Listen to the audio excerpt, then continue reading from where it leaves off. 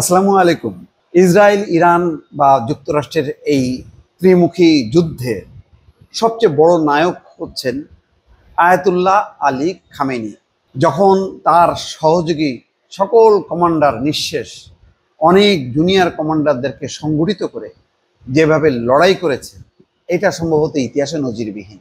America এবং Israel মনে করেছিল প্রথম দিনই যেভাবে কাবু করা হয়েছে সমস্ত জেনারেল পরমাণু বিজ্ঞানীদের, তাহলে যুদ্ধ চালানোর মতন ক্ষমতা নেই।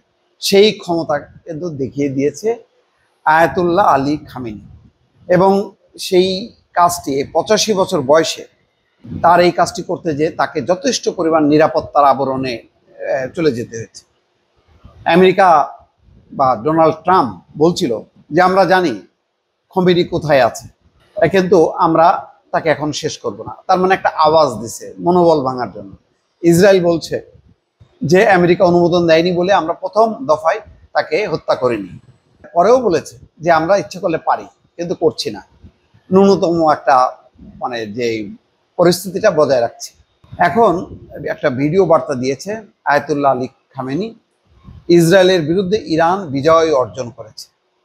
ইরানের রাজপথ, তেহরানের রাজপথ প্রকম্পিত হয়েছে বিজয় উল্লাসে।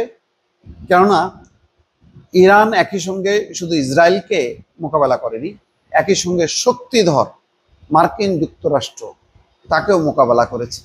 কূটনৈতিক যুদ্ধ হোক, চাপে হোক, যেভাবেই হোক না কেন, ডোনাল্ড ট্রাম্প খুব দ্রুতই বুঝতে পেরেছে যে না, ইরানকে শেষ করা যাবে না।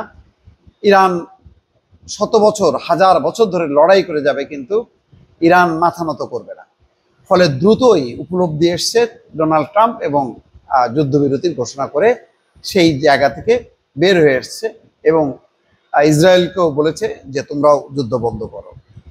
এখন ইরানের সর্বোচ্চ যে নেতা, ধর্মীয় নেতা আয়াতুল্লাহ আলী খামেনি ইসরায়েলের সঙ্গে তার দেশের সংঘাত শুরুর পর তৃতীয়বারের মতো বার্তা দিলেন। সামাজিক যোগাযোগ মাধ্যম এক্সে দেওয়া আজকের বার্তায় তিনি বলছেন যে ইসলামী প্রজাতন্ত্রের আঘাতে জায়নিস্ট শাসন ব্যবস্থা তাদের দাবি এবং অহংকারের সাথে প্রায় চূর্ণ বিচূর্ণ হয়ে গেছে। ভ্রান্ত ইহুদিবাদী শাসনের বিরুদ্ধে বিজয়ের জন্য আমি অভিনন্দন জানাই, তিনি লিখছেন। এই বার্তা প্রকাশের কয়েক মিনিট আগে আয়াতুল্লাহ খামেনি সামাজিক যোগাযোগ মাধ্যম এক্সে ইসরায়েলের বিরুদ্ধে বিজয়ের জন্য জনগণকেও অভিনন্দন জানিয়েছেন। সংঘাত শুরু হওয়ার পর থেকে তাকে জনসমক্ষে দেখা যায়নি। আজ খামেনি সামাজিক যোগাযোগ মাধ্যম টেলিগ্রামেও তার অ্যাকাউন্টে ফরাসি ভাষায় একটি বার্তা পোস্ট করেছেন। তৃতীয়বারের মতো অভিনন্দন, ইরানি জাতির ঐক্যের জন্য অভিনন্দন। প্রায় 9 কোটি মানুষের একটি জাতি সশস্ত্র বাহিনীর সমর্থনে কাঁধে কাঁধ মিলিয়ে ঐক্যবদ্ধভাবে দাঁড়িয়েছিল।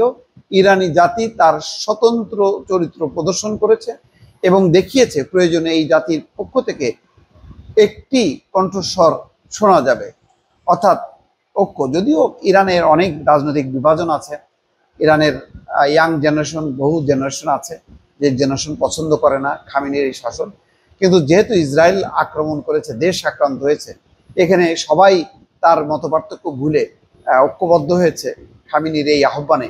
এটাই হচ্ছে সবচেয়ে বড় শক্তি ছিল, যার কারণে আজকে ইরান বলতে পারছে যে আমরা বিজয়ী। দর্শক ভালো থাকবেন, আল্লাহ হাফেজ।